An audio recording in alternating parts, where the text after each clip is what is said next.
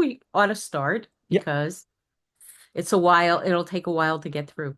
Yeah. Yes.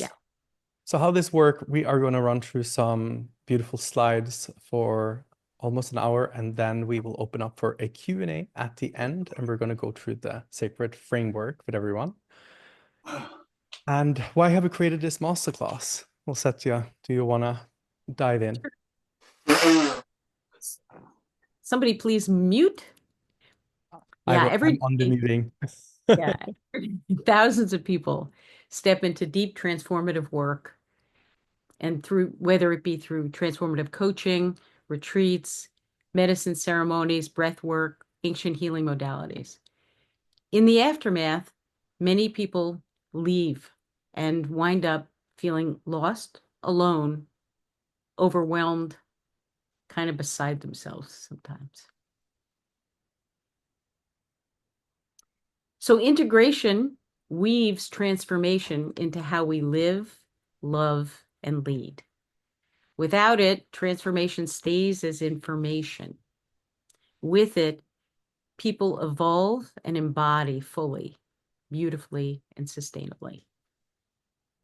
And one of the comments that I see now from Lawrence is, I suppose I had many powerful breakthroughs that I struggle with incorporating them into my lived experience, probably too many to list. And this is a challenge that many of us that are on this path, either with transformational coaching, plant medicines, or with grandmother ayahuasca, we know that we have witnessed transformation many times in ourselves, or as a coach, or a therapist, or as a healer or guide, or we've seen this spark in someone else's eyes, but just also seen it flicker out because inside in itself is not alone. So at some point, more input, whether it be medicine or learning more tools, it becomes an actual distraction. It starts to be noise because our system's overloaded and it actually doesn't have the ability to metabolize everything we've taken in. So sometimes seeking can be, and it's funny that I'm saying this because I'm guilty of it too. More seeking can pull us further from ourselves. Yeah. And that's when one question really rises above all the rest. How do I embody and live what I've learned? And this is the path of integration. It's not just for your own life, but for every person that you're here to serve and to walk beside. So this masterclass is for people who hold space holders, plant medicine facilitators, truth seekers, spiritual coaches, therapists, healers, guides, or spiritual teachers. Anyone really in service to others, awakening, growing, healing, and transforming. Oh, another one for me. What happens when integration is present and someone is truly supported to live what they've received? So they go from disoriented to rooted. They go from thinking to knowing and living. And they go from looping to lasting change. And I would love to introduce to you, for those who don't know her yet, in my spiritual and coaching community. And hi, Sylvia, so you just came.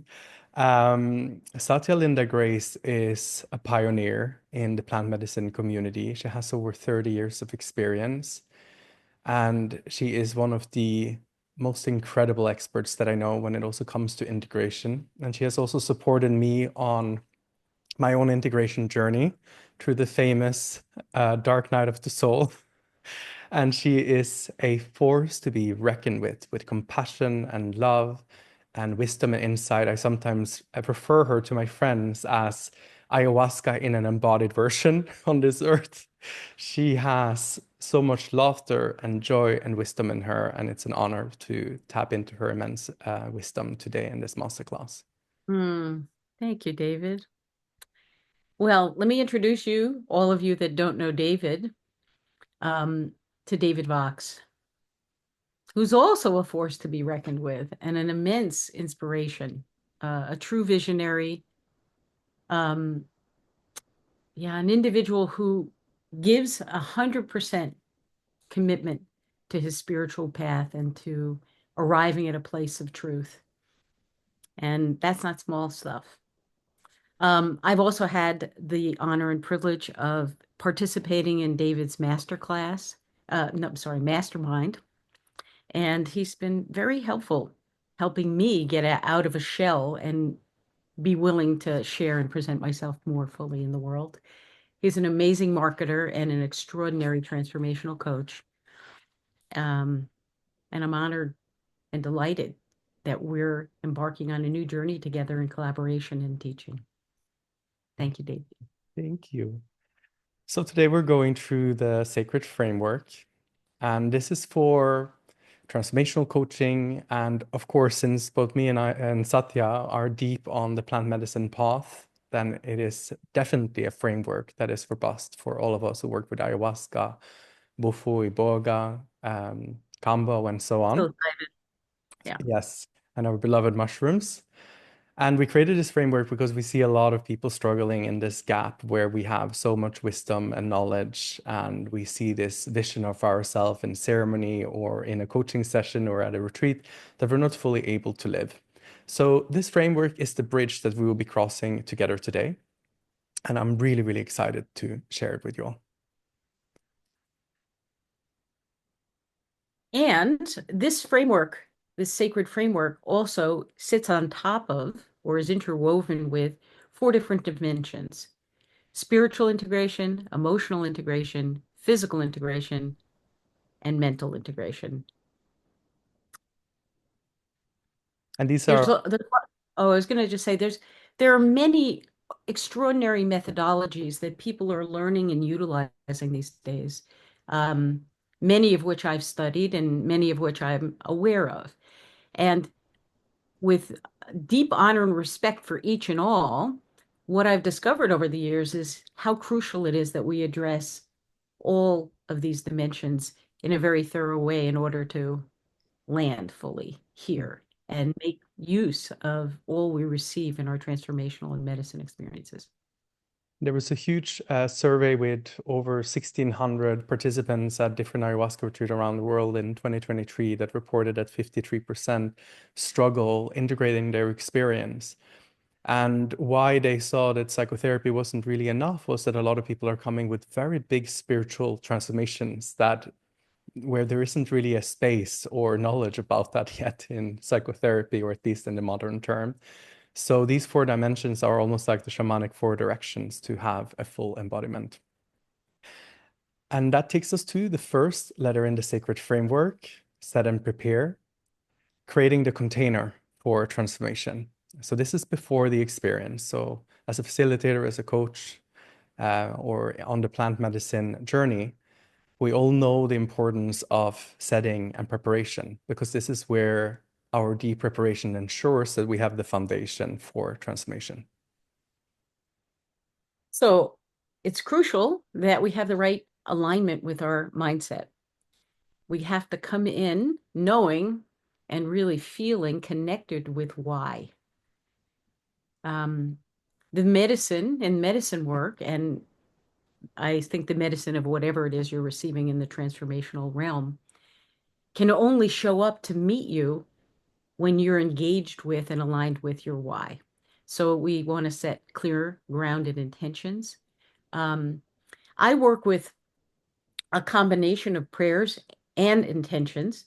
The prayers come out of a place of the heart, come out of a place of um, asking for help, really. And it creates an opening to receive. So it's that more feminine side of opening ourselves to receive. And then as we empty ourselves as a vessel and we begin to receive and embody what we're praying for, what we're asking for, we then can step into a more active place from which we can create intentions.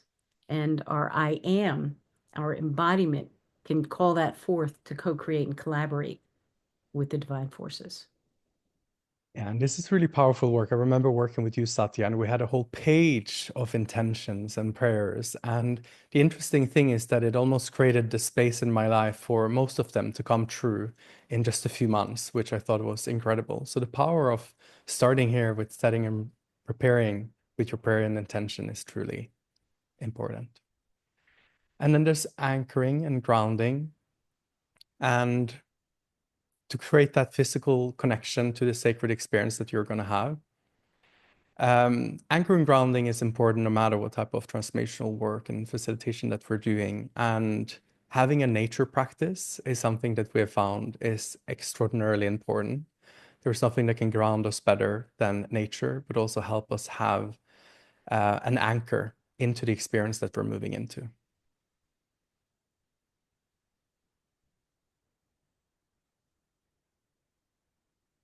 So many of us arrive, well, so many of us are at the effect of a dysregulated nervous system.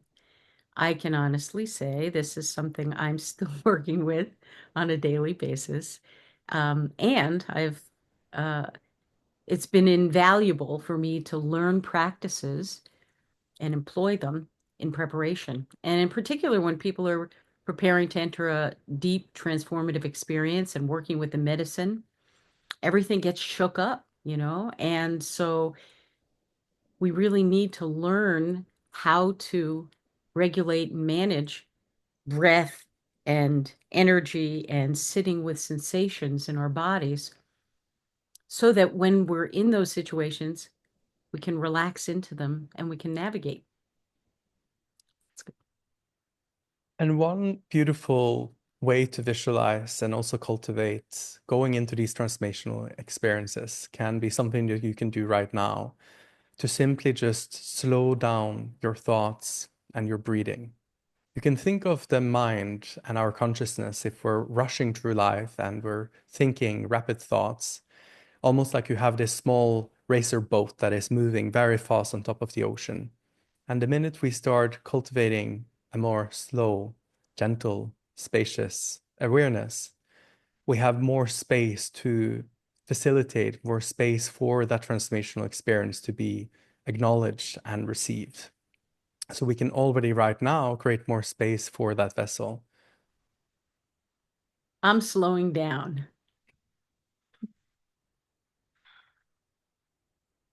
Yeah. So, another really important skill set that I definitely didn't learn in my life until much, much later, and certainly didn't learn in school, is energetic awareness, energetic hygiene, and energetic boundaries.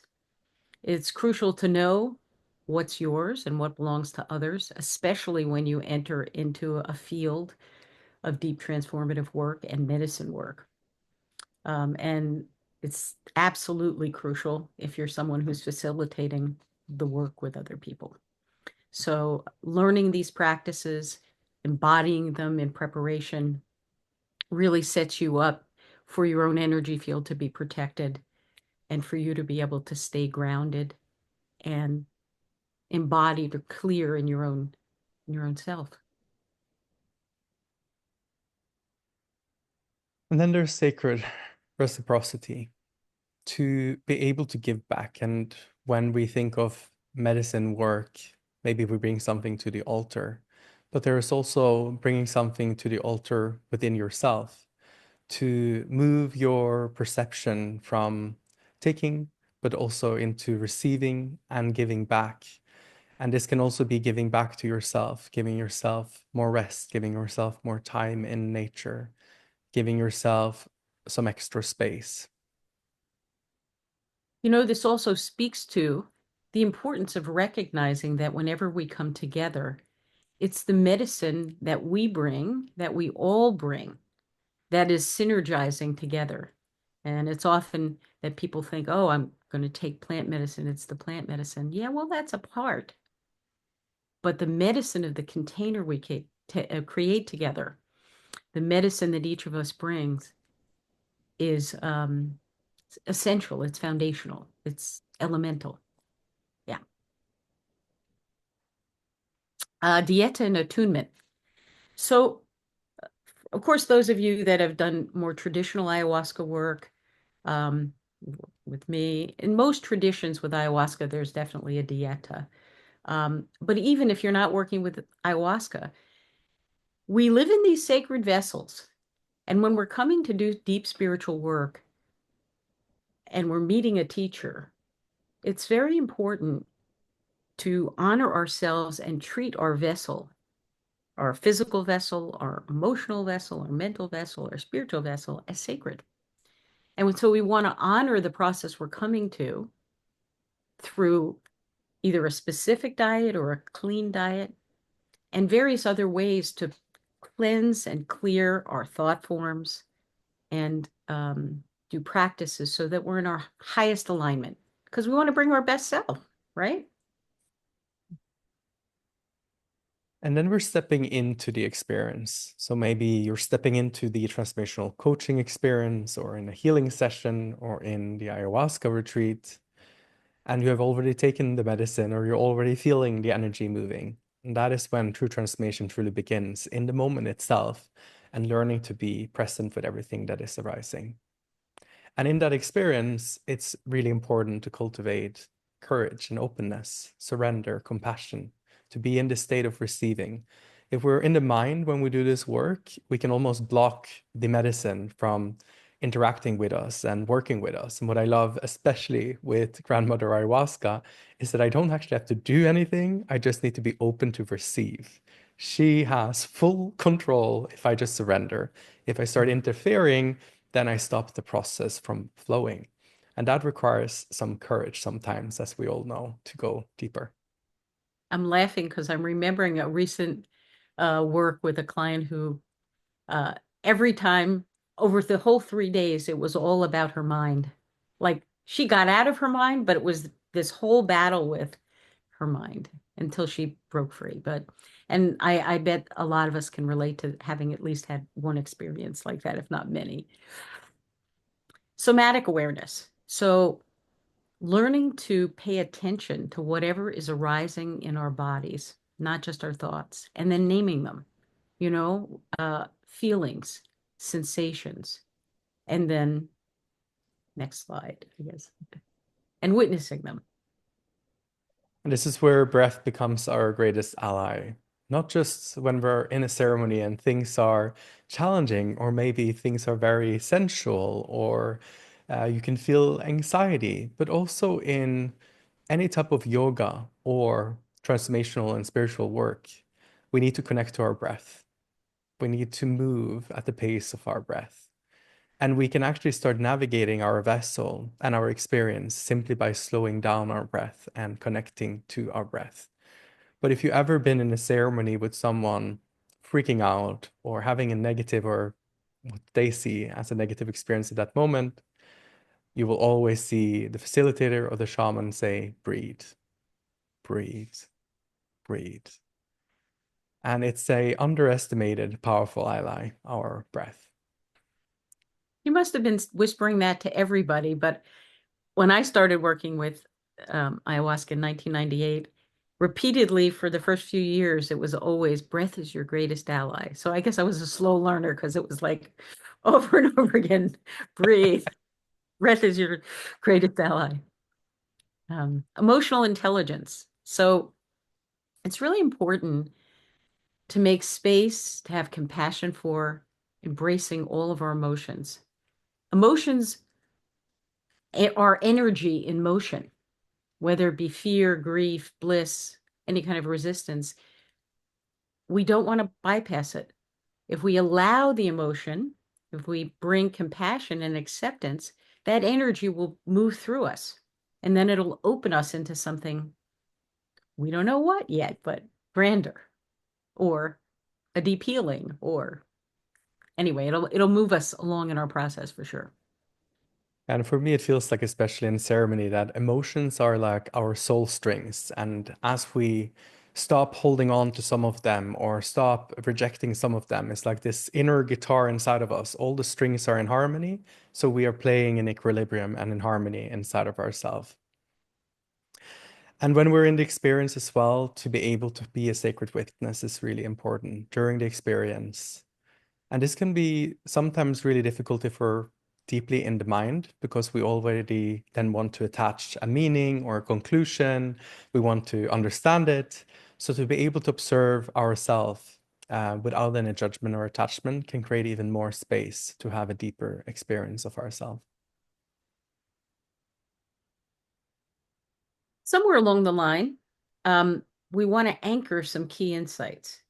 I always recommend people keep a journal around. Some people like to have a voice recorder, and others like to carry a little crystal. David likes to do that and send people crystals. Yeah. So that you can anchor that uh, reference point or a deep experience into your symbol. Purging thought forms. Well, first of all, purging is another word for releasing.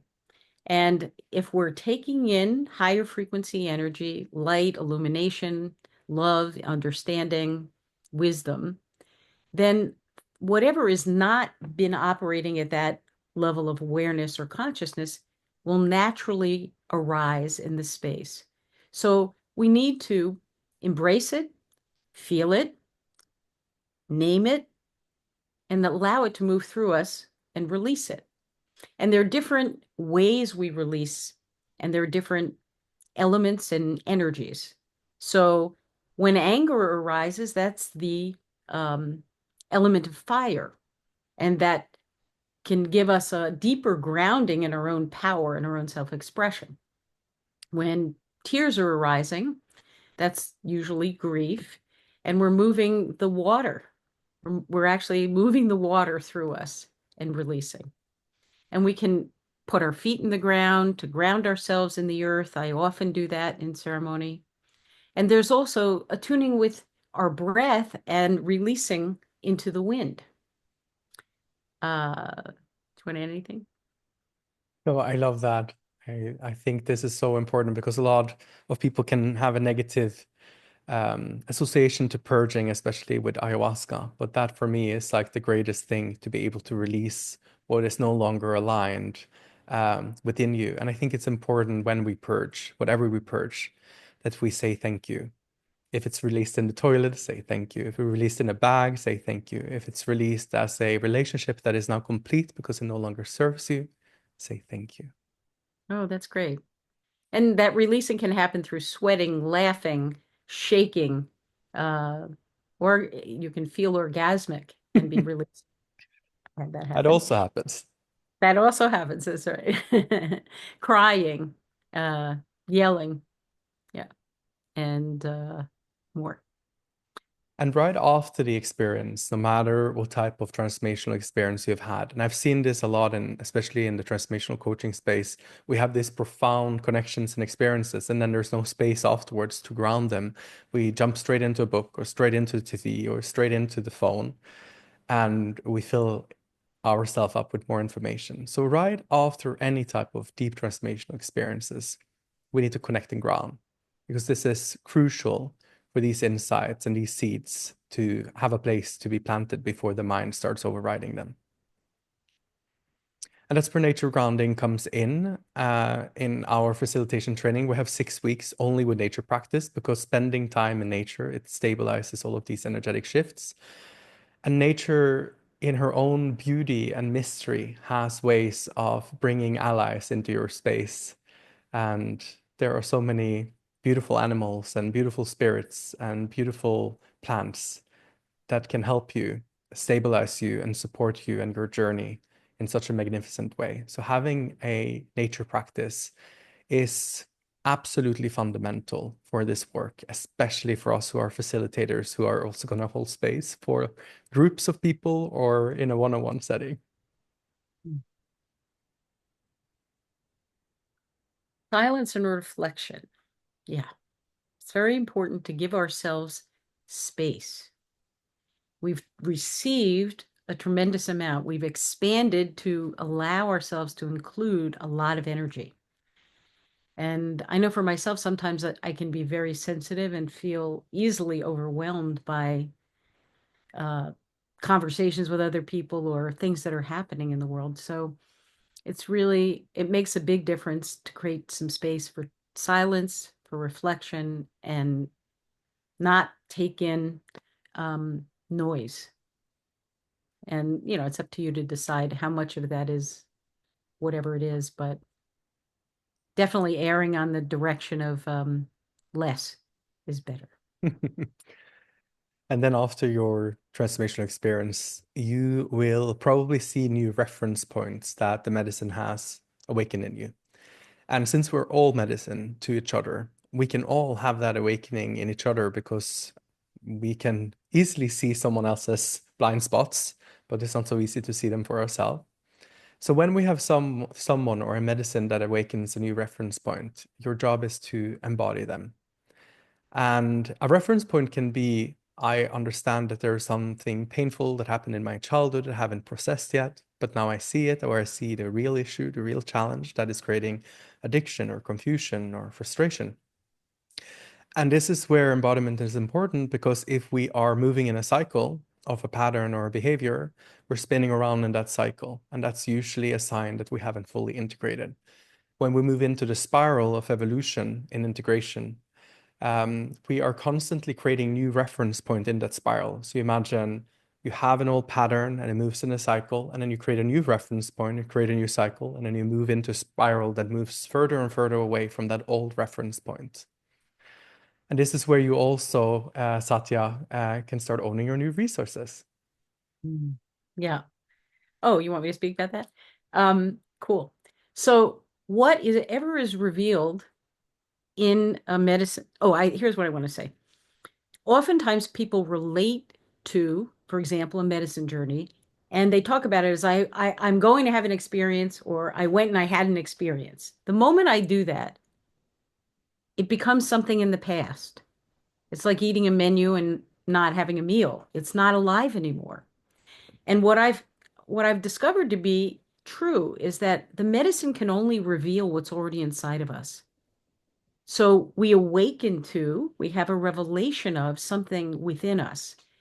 That then becomes a new resource. It's alive within us. It is now who we are. And it's crucial that we claim it as a new resource and then we cultivate, grow, nurture those new resources so that they grow within us and then through us. And that helps us to change our behaviors, the way we think about ourselves, the way we express ourselves. So owning new resources is a very uh, primary practice, I believe, coming out of our experiences. Oh, body first approach. Yes. Let's always start with the body because we are in bodies. So we're hydrated.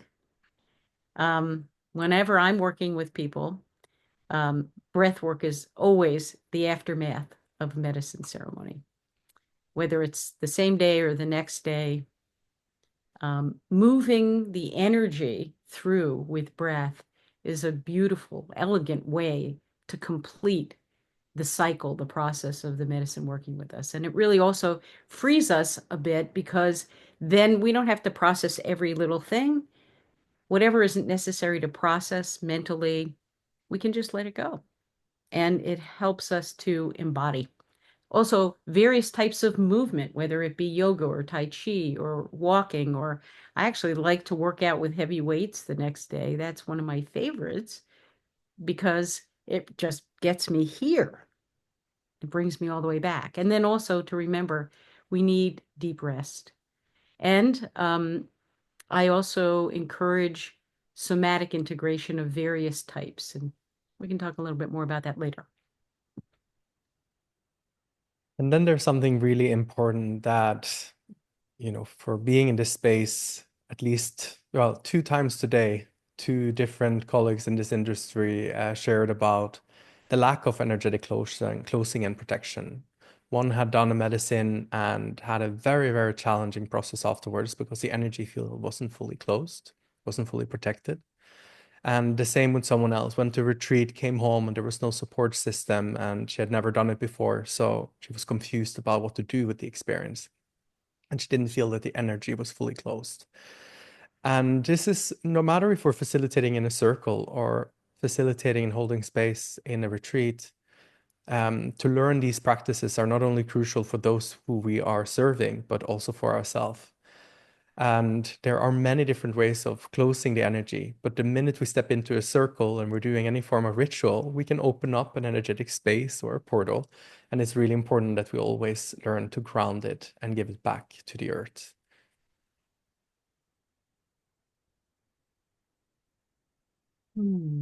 So we want to root our experience because from a place of rooting, our transformation can move from insight, knowledge, awareness into expression, through us into action. And a way to do that in a very practical sense is simply creating micro commitments with yourself because we don't need that much space, but we do need some space. Sometimes we have this, I'm going to revolutionize everything in my life, or I'm going to move to the jungle, or I'm going to change everything, all relationships. Yeah, you know that one, Satya. Can I tell the story about you? Oh, David. I got on a session with David to support him in his integration. And he had just hadn't been in a while and just did a 4-day retreat with a shaman. And he announced, I have to move to the jungle. Right. And you were so convinced. And I had to laugh because after many years of recognizing the, I have to do this right now, and also at the guidance of my own teachers, I've learned that it's really important to sit a while, a long while sometimes, with some of these potential decisions, life-changing decisions. Yeah. And that's So where the micro commitments come in. How can I support myself right now that is not moving to the jungle or changing my jobs immediately or cutting out my family? How can it be practical and simple and specific right now? And this is also where courage and honesty comes in to also have micro courage with yourself, to be truthful and honest with yourself of what you need and to look at the space that is already in your life, um, your home, your job, on how we can create micro commitments that are coming and growing out of that and not into the future or into the past, but right here and now. so redwood trees share the same root system. Mycelium share a root system. Somehow human beings don't, or maybe not, that's not true. Indigenous people, tribal people, they know they're part of a root system. But Americans aren't brought up that way, and probably lots of other first world countries. So we actually need a root system to plant ourselves in order to nourish our growth, in order to be loved and witnessed and supported. So it's really important to create a circle around you, a support system, a root system with mentors, facilitators, and friends, deep spiritual friends, like-minded community. And also, after a big transformational experience, it's important to stay at a seat level. I don't think I've facilitated any retreats over the last 10 years where someone haven't said the next day, oh, they have a conclusion. This is what it means. Or they want to go straight to the roots of this hard work that they've done. They want to be able to hold it in their hands and say, this is what I got from this experience. So they're going towards the roots before the fruits before the roots. And it's important also to let there not be any conclusions because we don't want to put it into a small container if we had a big transformational experience. We want there to be space for it to grow into whatever it needs to grow into. And sometimes the mind can't really realize what that will be, and that's okay. It can be stepping into the unknown in a completely new way because in the transformational process, it's not just about change, it's about sometimes becoming something completely new, even to yourself, to have a new experience. You have anything to add, Satya? Oh, I thought that was complete. Thank you. We want to avoid pitfalls. And I'm just going to name a few. There's probably gazillions. Um, we can get into a very expansive or grandiose kind of mindset sometimes, and that often happens when people are not connecting with emotions and they're split off and they don't know it. And whether that be because they couldn't feel it in the ceremony or because their own defense mechanisms wouldn't allow that integration, I've seen, yeah, some people can either go off on some grandiose um, tirade, rant, or sometimes people actually, none of the people I've ever experienced working with, but I've heard of having some kind of psychotic episode. So that can be really dangerous. And you definitely don't want to do that. And the way to avoid it is to do deep preparation, integration, be grounded in a container, in relationship with community and with guide that you trust, and also have a support system on the other end set up in advance. Because all of those things, plus the practices that are embodied in that, are amazing insurance for taking your experience and being able to metabolize it. Because these Mm. experiences happen when you're not metabolizing, you're not digesting, you're not really receiving it, you're blocking it and being overwhelmed. Honoring one teacher at a time. Yeah, so I've run across more than a few people who seem to think they have to go do this and do that and do this and do that. And even just the other day, someone telling me about her therapist went and did a retreat, and it was a smorgasbord of one day they did mushrooms and another day they did this and another day they did this. And well, I have, deep respect for there's many ways. Personally, I can't imagine how that could be metabolizable for me. So and it's also true that, if you're studying with a teacher, there's a plethora of extraordinary teachers and paths and ways, and I love so many. Um, I'm definitely somebody who loves to explore a lot of places. But what I found is it's so important at any one time to go deeply where it is that you're focusing your energy. So one teacher at a time, uh, basically to help avoid fragmentation. And then sometimes people have had unsafe or unresolved journeys.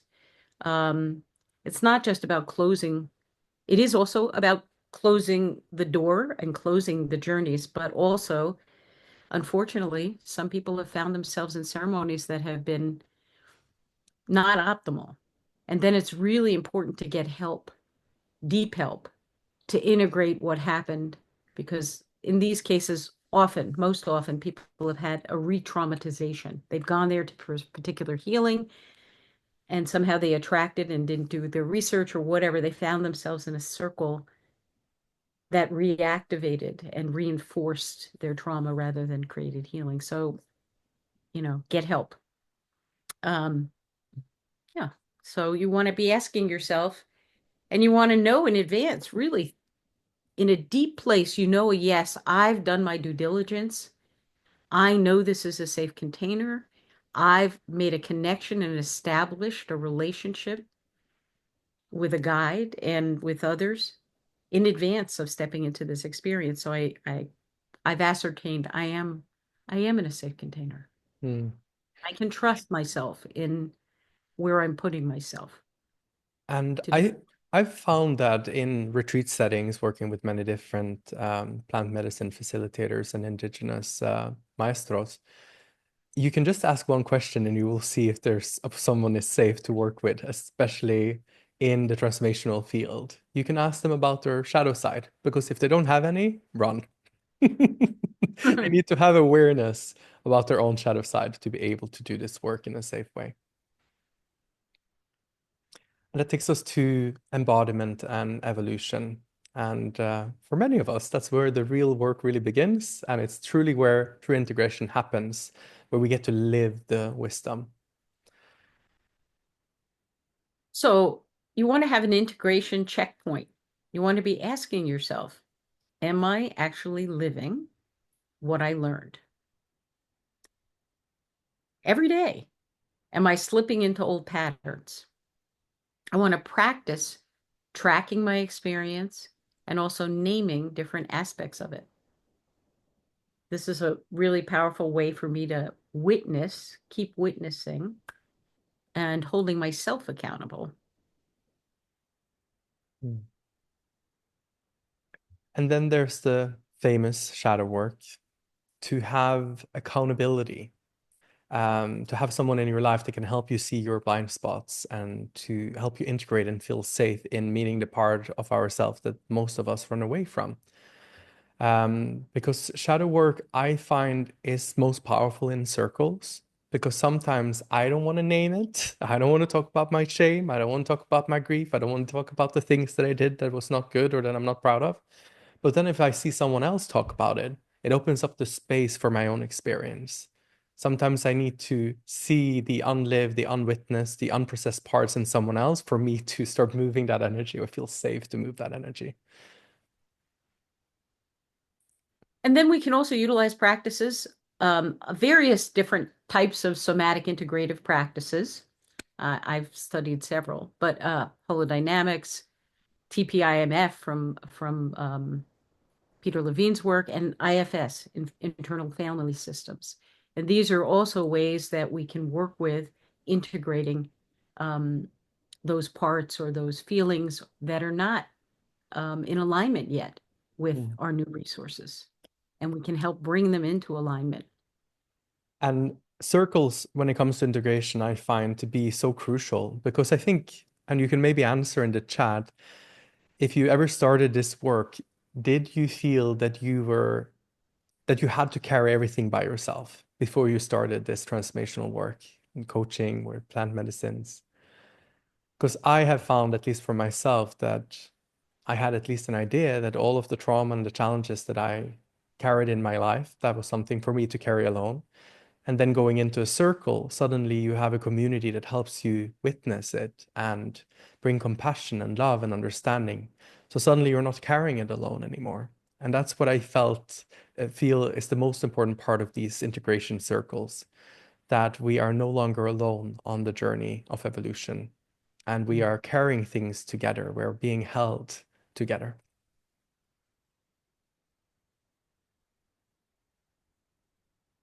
Well, you just said that. Ooh, It's good. that's good. That's all right. It's all good. So, legacy and service. This is where I feel we get to step into owning the experience. And sometimes it's easy, we can get very familiar with doing only the inner work, but not so much the outer work, to go out there in the world and say, this is who I am now, or to share our wisdom. Because as we work in this field with coaching or plant medicines or spiritual sacred modalities, we all awaken the medicine inside of us.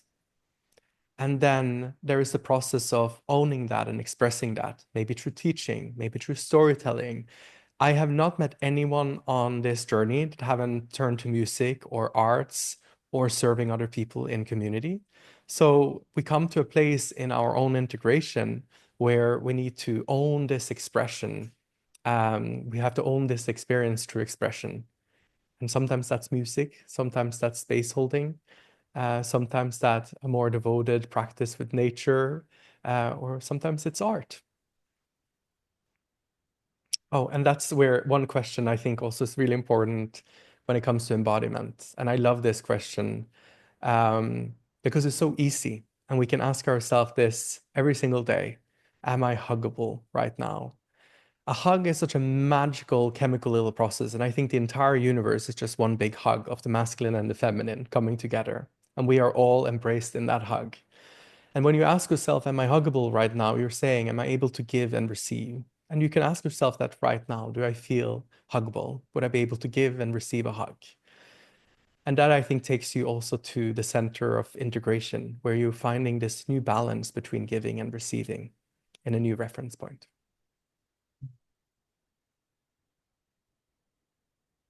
Devotion and discipline is love in action, showing up again and again for the self we are becoming.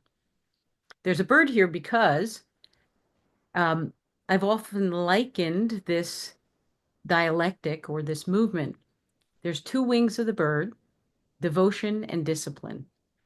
We need discipline in order to have a structure to support us in embodying all that we wish to embody, right? And in taking action. But we also don't, if we're just operating from discipline, then it can be very mental and it can be very uh, flat and harsh.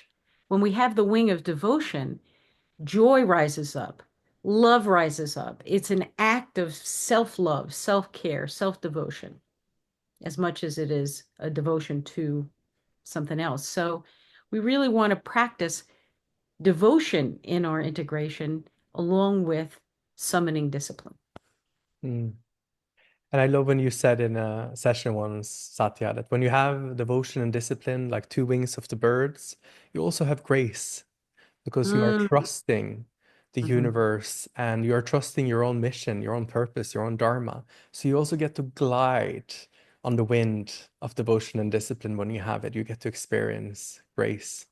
I love that you remembered that. That's beautiful. It's one of my favorites. One of my favorites. And Eric is saying, I sometimes find myself able to receive, but not to give. And it took me some time to be at peace with that. And it's so beautiful because I think integration is will always go back to the container of giving and receiving.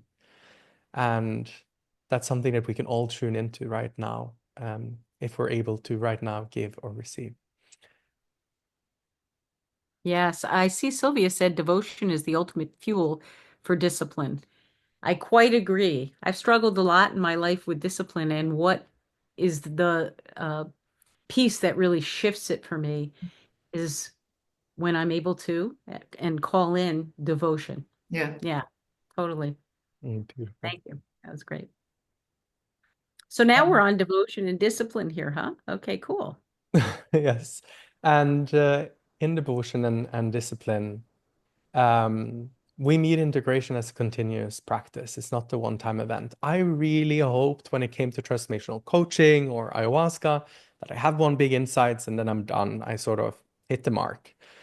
And then I started understanding that, nope, this is not how it works. This is a very continuous practice. It's a deepening. It's a deepening of surrender and devotion discipline. And I'm in the discipline part and devotion part right now, which is actually really fun when you get the devotion part, because then discipline becomes so much more logical because you don't want to just be disciplined in life and like get up at 5 a.m. You want to feel that your whole soul is pulling you out in the morning and tickles you under your toes and says, it's time to go. And that devotion took some time to find from a true aligned standpoint. You know, so we want to develop sacred routines, daily practices that encompass breath work, meditation, journaling, movement. Um, we want to deepen our relationship with the medicine. And we can do that actually just by calling the medicine in, whatever that medicine is, a teacher, a practice, a plant medicine teacher. And these sacred teachings uh, become embodied through us taking these daily actions. Mm. And then I've experienced for myself and also as a facilitator of many retreats and also in coaching, there comes this moment where we need to make a decision. And maybe you've experienced this yourself, but you had an expansion or a transformation, but then it felt like a part of you was holding on to your old life and your old beliefs. And then there was a part of you holding on to this vision you have seen or this new path that you felt is a little bit scary because you don't really know how it's going to be, but you're sort of dangling between, like in a trapeze between the past and the future. And the power of choice comes in here, but also sacred responsibility of getting really centered and grounded into the decision that you want to make for the path that you're now on. Might be a path that is different where you don't have all the answers. But this is where the outer work meets the inner work, that we can't just hold it inside of us and know it inside of us.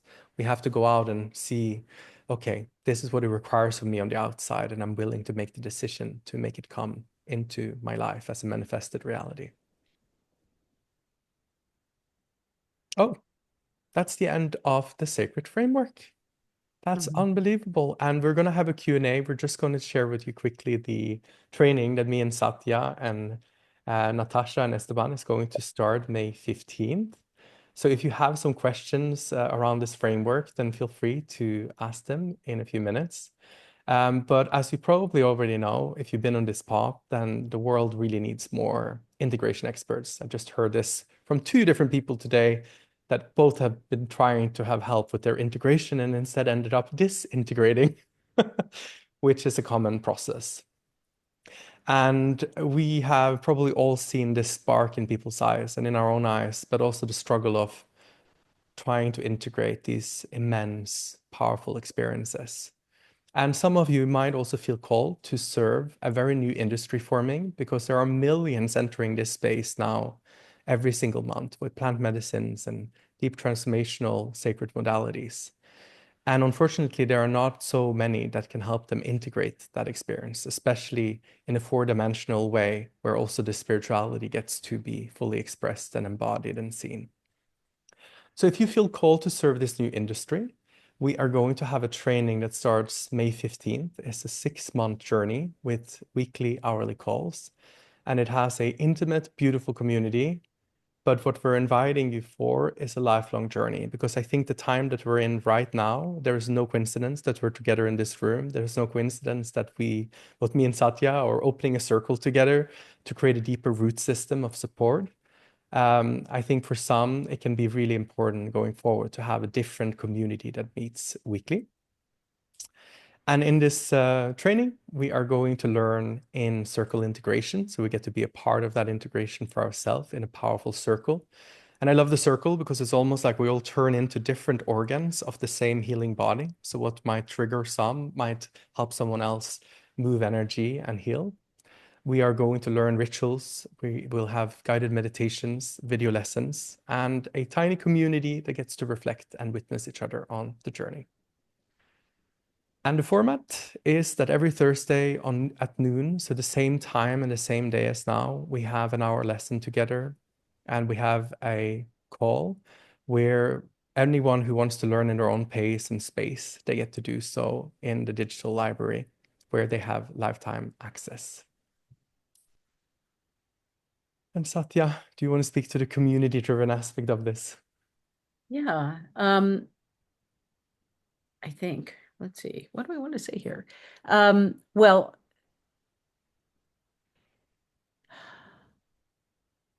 we're going to be guided by the being, the full potential self, the oversoul of the community itself. And we're going to be nurturing, planting seeds and roots and nurturing the awareness, the conscious awareness of ourselves, not only as individuals, but also relationally and as a community. We want to create a space to grow together, to support each other together, to be a stand for each other, to show up and really follow through and fulfill everything we came for with joy and love and support. So we're going to be sharing our best practices and rituals and working with each other together, and also supporting those of us that feel called to serve others to grow this community and grow this consciousness that's committed to, I like to call it hololuminous embodiment or divine embodiment, but it's really that integrated selfhood here on earth. Yeah, and in the program, we are going to go deep into one-on-one integration, much deeper than now. As you see, we can only touch sort of the top layer of integration. Even though it's a framework, it's really useful to have different integration practices and meditations, and also learn how can you help others integrate? How can you help them prepare? How can you help them support them and help them embody their transformation? So you will have complete frameworks for yourself and for clients. And you can also learn to facilitate circles. This is like my favorite thing in the world. And you can grow a practice out of this. So hosting your own integration circles might sound a bit scary if you haven't done that before. But what I've seen is that it's a really beautiful way of people that are either joining retreats or coaching circles or any type of transformational modality. For a very small amount, they can join a circle. So it's not a big investment, and they get to be in a space with you and learn how you work, and also be a part of a community, have some belonging, so that they also feel support and get to connect to the root system. And these type of practices that we're going to learn when it comes to group facilitation and integration also is really helpful for everyone who does group coaching, retreats, and masterminds. So the program is split into two parts. There are 12 weeks with facilitation because before we can help people integrate, we need to be able to facilitate a space that is safe. We have to cultivate the container. And these 12 weeks are really special because we have Natasha, who works with the Dalai Lama, who has created 6 weeks of guided meditations where you develop your own nature practice. And not a practice that you're like, oh no, a bummer, I have to do it tomorrow. You're going to cultivate your own practice that just nourishes you and gives you so much peace and joy and can help you facilitate that space internally so that you can facilitate that space for someone else. Maybe you want to create more space internally so that you also have more space for family or friends or clients. But in this first 12 weeks, we learn about personal facilitation, one-on-one facilitation, and group facilitation. And in the second part of the program, we get to dive into integration, both from a personal point, because your own integration is your curriculum, but also how you can help integrate in a one-on-one setting with a client or in a group setting. And one of the teachers not here today because she's writing a book, but she will join in on the masterclass soon, is Natasha. She has created nature practice, and 98% of her hundreds of her clients have reported that they are more calm within 3 weeks of doing her program. It's really simple. It is built on ancient indigenous modalities, but also on Himalayan traditions with the Dalai Lama. So she has created 6 weeks of guided meditations that are short, where you simply go outside every day and then you just tune in and just receive this immense peace and wisdom that Natasha shares with you. So this is for everyone to be able, even on a personal level, but also if you're a facilitator for other people, to create more internal space that is rooted in peace and grounded. And I think this is going to be really important going forward in the time that we're in to be able to have even a deeper anchor and a more peaceful, calmful being. And then there's Satya, our amazing wizard. She is the pioneer in plant medicines. She has over 30 years experience, which is long before this became popular and people like me came on board. And she's truly an integration expert. Like this is her life. She breathes and exhales this deep inner work. And she is such a beautiful energy to meet up with every single week. And I'm sure many of you have had that experience, but it's truly something that just fills your heart with joy. And she's not only a transformational coach, she's a midwife for rebirth. So if you're called to do a deeper shift in your life, then I'm sure you're called to call in Satya. Oh, David. Hmm. Well, David will be our guide and transformative coach. David's had years, 10 years, right, of experience guiding integration circles in the midst of ayahuasca retreats and also many, many other transformational retreats. So, and guiding many incredible masterminds of which I was a part. He's had a deep shamanic path with ayahuasca for 10 years, and he loves performing ritual. In fact, you, David, wow, you were performing rituals all on your own intuitively as a child. You spent so much time in nature and, your deepest guides and friends, right? Your Hmm. first, your first real friend was a goat. And so David is a natural shaman and, and wait till you hear his singing voice. When he sings, it will transform you. Thank you, Satya. And then we have a teacher that I know at least one of you know personally. This is my favorite psychologist in the entire world. Esteban has worked 15 years as a psychologist, no, with the indigenous community in Colombia. So he is one of the few people that I know who's both a clinical psychologist, but also is deeply into shamanic service. And he works with holistic integration. So he combines psychotherapy, but transformational coaching, and he also uses ancestral spirituality. And I love having him on board because sometimes we don't know, am I looking now at integration or am I looking at therapy? And what is what? And when do I say to someone, I don't think integration work with me right now is the best way. Maybe you should see a therapist. Or seeing psychology from a deeper spiritual lens because there's so many tools and practices and rituals that involve ancestral and holistic integration that a psychologist, they have so much more insights and wisdom and experience. So I'm really, really excited for him also to be on board as a teacher. And we will also have some guest teachers on archetype integration, shamanic rituals, and protection rituals. So there's a lot of delicious, amazing, alive teachings that are going to be shared and integrated over 6 months. So if you're wondering what the price is before we're going into the Q&A, the normal price we're going to set in this course is 5,000, but we are running an early bird offer. So if you're joining today, you can do a one payment of $3,500 where you save $1,500, or we made it very accessible for everyone because we had a lot of interest also here in Spain and in Norway.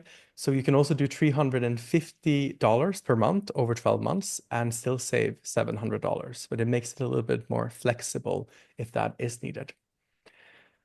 So if you choose to join us, after you join, you just get an email, but with a survey, because this is a very intimate container. So we want to have some information about you so that we know how we best can support your integration journey as well. And you get an invite to the community starting May 15th and an invite to the digital platform with all the lessons. And this is truly a program that's going to be alive and grow and have more practices and rituals being added over time. So we're really, really excited for this first cohort. And this is a journey to learn your own integration, but also support others to be a part of a new growing industry. And I think this is going to be one of the biggest industry in the therapy and spiritual space over the next years. And it's the only industry where I know AI is not going to be a competitor because this level of work, this level of deep spiritual and transformational integration, we need human beings and we need real human circles. So if you want to safeguard yourself from the AI madness in the future and rather have it as an ally, this can be a wonderful, wonderful offer suit that can be a few hours of work each week, supporting circles or one-on-one integration. And that takes us to our integration Q&A.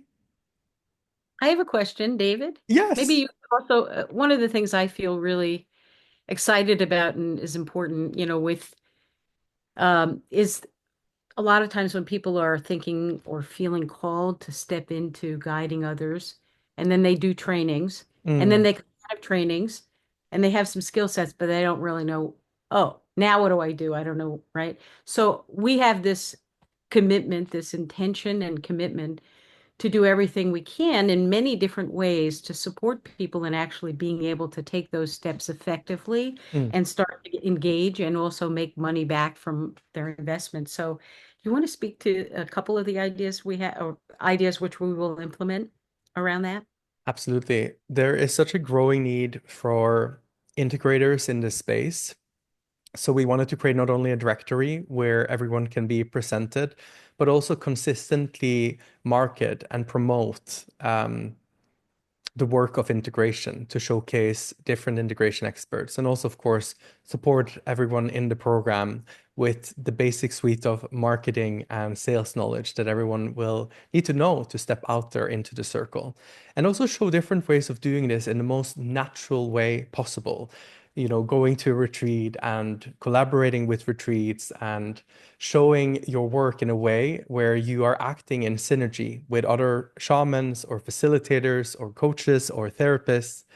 I think that's one of the most lovely way of having that skill set is that I can support retreats or I can support a group coaching or I can support one-on-one integration.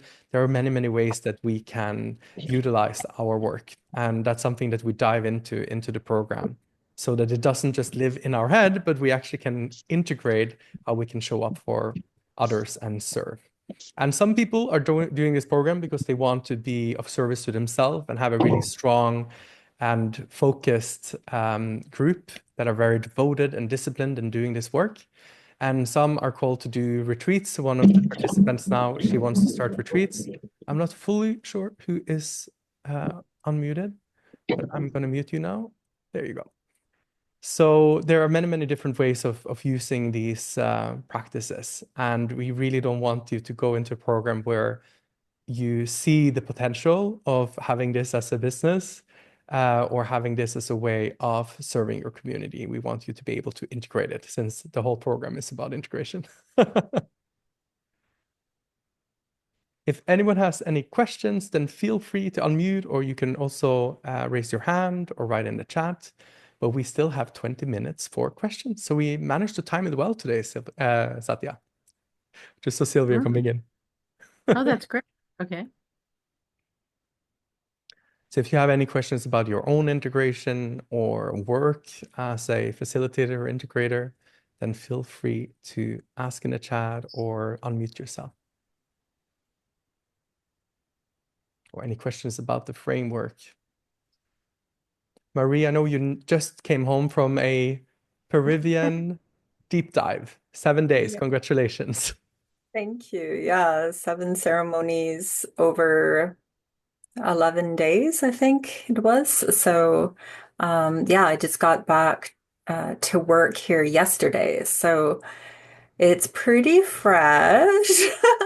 And yeah, I'm in a deep process of integration right now. So this was very apropos of this subject in this masterclass. I was really looking forward to being here today.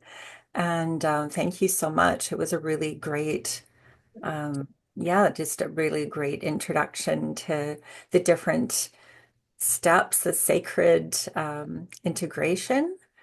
And I really like the root, the seeds, that part of it. And it's like, yeah, I feel like because I just a lot of the integration for me is it's hard to articulate. It's hard to put into words at this point. I feel like the seeds are in the ground right now. And I so to even just to intellectualize it enough to put it into words right now is really difficult. So I'm glad you kind of named that. And because that really just describes sort of where I'm at right now, or one of the places where I'm at. And the nature also, like moving from the jungle where I was surrounded by Amazonian jungle of Peru to coming back here where it's a different ecosystem and it's colder outside and it's not green yet and I'm back in Canada, northern Alberta, to be able to like kind of connect in a different way than what I was last week. So you've brought up so many interesting points and yeah, lots of things for me to think about and reflect on. Beautiful. And you're going to be in the training as well. So we're going to integrate together and embody together. And I'm sure many of the seeds that you are now planting, they will start blossoming through this process over the next 6 months. And I also, I like last week I asked, I mean, our maestro doesn't speak English, so sometimes this is an issue, right? Like, uh, I mean, yes, we were using Google Translate, and yes, I know a little bit of Spanish, and we were, but he's also a man of few words, and so we were at dinner. It was after the seventh ceremony, so it was post dieta, fruit and everything, and back in the restaurant, back at the hotel in the city. And I asked the remaining participants, how do you integrate? Because it's such an important next step after the ceremony. So so yeah, it was interesting to see how people answered that question and it people hadn't really thought about it a lot, like it was like a so I think that this is very, very needed, David, and especially like our maestro just wasn't really able to provide that for us. I really felt the need for it. So I'm just really in the right place right now. Amazing. I love when there's such a beautiful alignment and also that this class was just after you came home. So welcome and Mm. welcome to this deeply aligned and beautiful journey that we're starting in May 15th. Yes, and thank you, Satya, too, because we have worked together in David's mastermind last year, and you're I know how amazing and wonderful you are, just like David. So I'm yeah totally in the right place. I'm so excited to get the journey started. Thank you, Marie. Such an honor to have you here and to have Mm, you on the journey together. It's thank going to be the you. best journey ever. I just know it. I think